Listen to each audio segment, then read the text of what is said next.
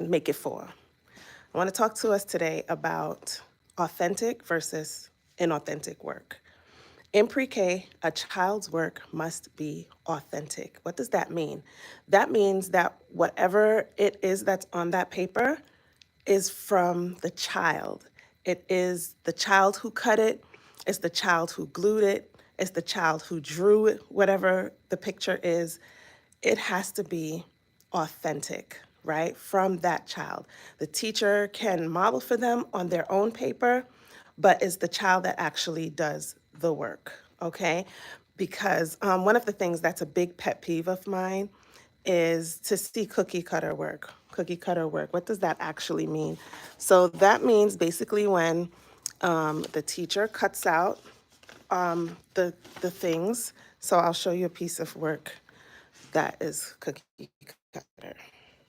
So the teacher cuts everything out. The teacher writes the information, writes I is for inchworm. The teacher is the one who cut the perfect I. The teacher is the one who cut the perfect circle and actually wrote the child's name, right? So what did the child actually do? The, the child just drew the smiley face, used glue and just stuck the letter on the paper. Guys, pre-K teachers, I am appealing to you, please.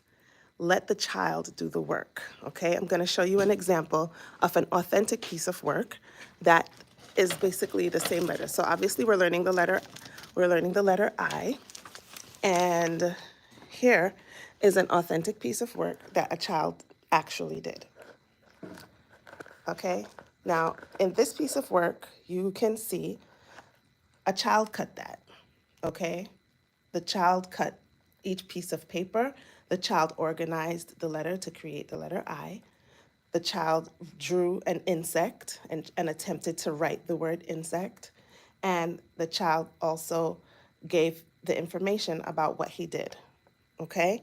Now, that is authenticity. That is what pre-K is all about. It's not about things looking perfect. It's not about the perfect circles. It's not about their perfect shapes. It's about what the child is getting out of what you're teaching. In that lesson where the child cut the letter I taught them, we sat on the rug, I taught them how to draw the line on the paper and to use the scissors, how to use the scissors. If you turn the scissors this way or if you turn the scissors that way, then that is the right way to hold the scissor. This is how you hold the scissor. It's always pointed away from you. And you go ahead and you open and you close. Your fingers have to do teamwork to open and close the scissors. The thumb is always at the top. So that's what the child learned when I was teaching them how to cut the paper. And then because we had already learned the letter I, we already learned what the I, we make a line down like this, we go across at the top and across at the bottom. Now, I just taught them how to cut, so we're gonna go to the art center and we are going to practice how to cut. So got like a half-size piece of paper and they were able to cut along the line that they drew, and then they sat there. I showed them how to use the glue. They squeeze it with their fingers. Yes, it's okay for them to use glue and to squeeze it and to make sure that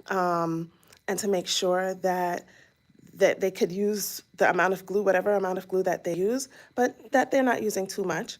But it's important for them to know that if they don't glue it down, the eye is not going to, the paper is not going to stick, okay? And so they used the glue and they were able to stick down their letter I. They cut it themselves and they were able to draw the insect or whatever it was that they did. Now, there were some children who were not able to actually cut in a straight line, and that's okay. So what they did was they cut up the paper in many different pieces, and that's okay. So after they finished cutting and cutting and cutting all of those little pieces of paper, I said, okay, so now we're gonna write the letter I. And so they took their pencil, they drew the letter I, and I gave them the glue, and they put the glue across on to make the letter I, and they stuck the individual pieces of paper onto the letter I that they just drew, and that's their work. It's authentic. They are the ones who did the work.